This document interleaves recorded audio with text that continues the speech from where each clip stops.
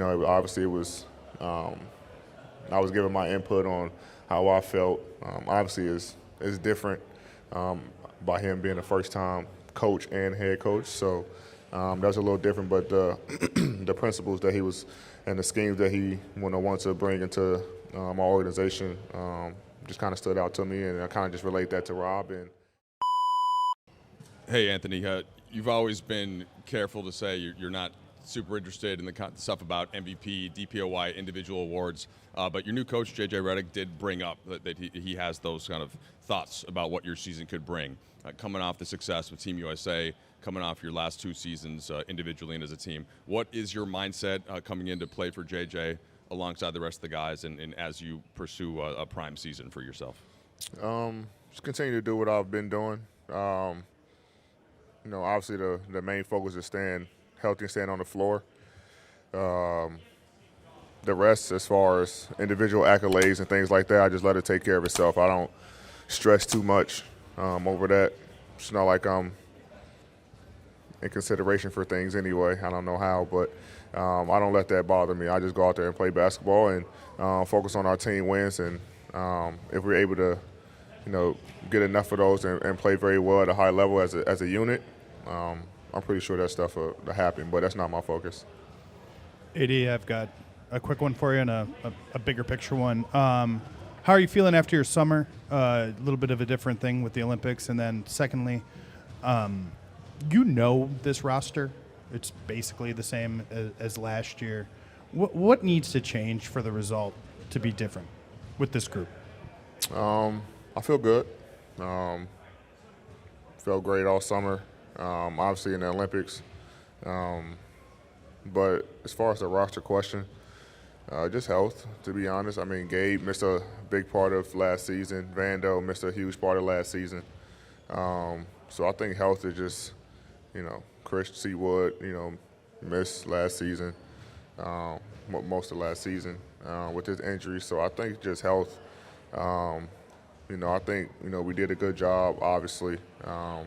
Even in the playoffs, we just weren't able to finish games. But, having some of our key players that we needed down the stretch not being available just kind of hurt us. So I think, health would be the biggest thing for us to really get a great feel of what we can do with this team and see what we can be. Hey, D. JJ's talked about using you more as like a playmaking hub around the elbows and top of the arc. What have those conversations been like with his vision for your offensive role, and how comfortable are you stepping up and just having the ball more at the top of the key? Yeah, I've always been comfortable in that role. Every team that I've played on, going back to New Orleans, have always caught the ball in the middle of the floor, just kind of directing the offense and things like that. So that would be nothing new. But as far as conversations, we had a couple. Obviously, busy summer and things like that. But I'm pretty sure our conversation would be a little bit more, in depth as the season has now started. We can able to get on the floor, kind of go over things, talking. Communicating about how we want things to work, what I like, what I don't like, what he likes, what he envisions, and kind of build around that, especially with the roster that we have. So, but I'm very comfortable with having the ball and playmaking from anywhere on the floor. AD, Rob mentioned a couple of months ago that you chose to be heavily involved in the coaching search, which led to JJ being hired. What stuck out to you about JJ? What did you know about him as a competitor? What have you learned about him in the past couple of months in the player-coach relationship now? JJ played the game. He was able to. I didn't have many conversations with JJ actually. It was more just so with Rob, but Rob was telling me all these things about JJ, and obviously it was. I was giving my input on how I felt. Obviously, it's different by him being a first-time coach and head coach, so that's a little different. But the principles that he was and the schemes that he wanted to bring into my organization just kind of stood out to me, and I kind of just relate that to Rob and let Rob kind of do his job from there. Yeah, Jim Hill, Kick Hill 9. Good to see you again. How important is patience? Because you have a lot of variables this year. So how important is patience in getting everything the way that you want? Patience is key. I mean, we're not going to rush anything. The good thing is we do have a lot of the same players back from last year, that continuity, so we're able to kind of speed roll some things. But then we also have a new coaching staff, which takes time, to get adjusted to that, the coaches to get adjusted to us. But we're focused on the details coming in and getting better each and every day, each practice, each shoot around, each preseason game right now, and, let the rest kind of take care of itself. But, we're not trying to skip any steps. AD, you guys were a play-in team the last couple of years, and the West is crowded, and in many ways some would say it got even better in the offseason. How do you kind of view your place in things, and how do you kind of focus on the necessary steps you mentioned, attention to detail, without, kind of getting lost in the big picture? Yeah, the West is tough. The West has always been tough, 1 through 15. So for us, we can't, like I said, get too excited for a win, too low for a loss. We have to come in and, stay even keel. Like I said, that continuity helps, building off last year with the team that we had. But I think if we're healthy and we're able to stay healthy throughout the entire season, we could be a top team in the West. The stuff that we're able to do on both ends of the floor, and then you add in Gabe and Vando and Seawood, I think that helps. But, if we get hit by the injury bug again, then it's going to be tough. Hey, D. In what ways did the Olympic experience deepen your relationship with Bron, both on and off the court, just going through that together? It was fun. It was good. Me and Bron already have a close relationship, so it's probably the first summer since I've been here that we've been together all summer. Obviously he's always doing his thing, I do mine.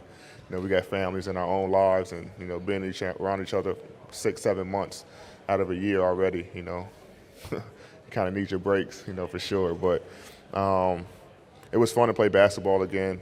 With the season that we had, obviously it was tough just because we felt like we should have won the first series. But to be able to get back on the floor, play with Bron and all the other guys that I was able to play with and win a gold medal, made it a fun summer. AD, you just touched on it. LeBron as well as anybody in this building. What's it been like seeing him and Bronny here today as they kind of start this historic journey together? Yeah, it's awesome. It's historic. It's powerful. Bronny's locker is across from mine, so every time I walk in, I see it's just still surreal to me that he, is on the same team as his dad, and I get to be a part of it and witness, each and every practice, each game, each moment that they have for at least this first year. So I can't wait till they step on the floor together, and officially make history. But it's been super dope to watch so far. Hey, D, good to see you. As accomplished as you've been as a player defensively, what parts of that game do you think you don't get enough appreciation for? All of it. Every part. AD, did the Olympic experience give you something new in terms of your perspective and relationship with the game of basketball?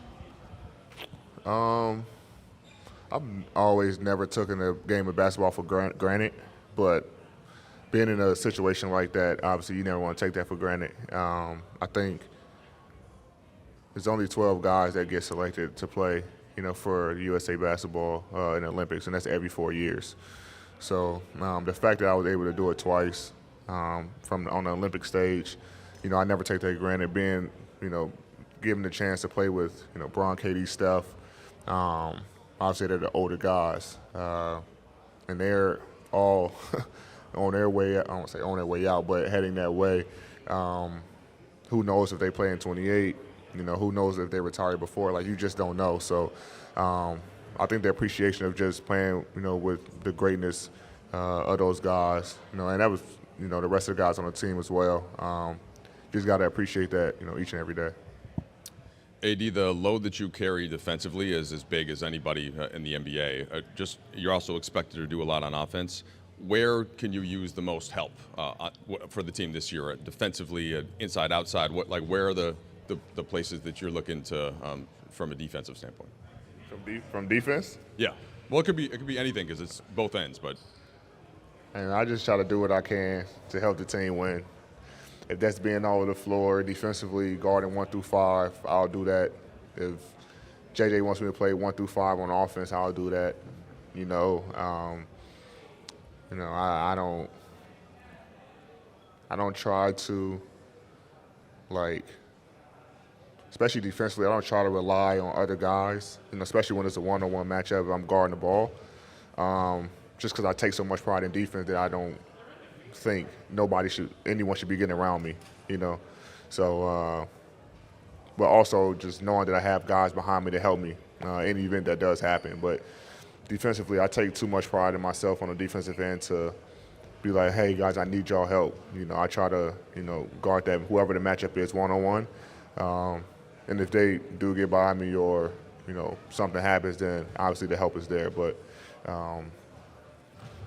you know, I just want us to be a top 5 team defense this year, and I'll be happy with that.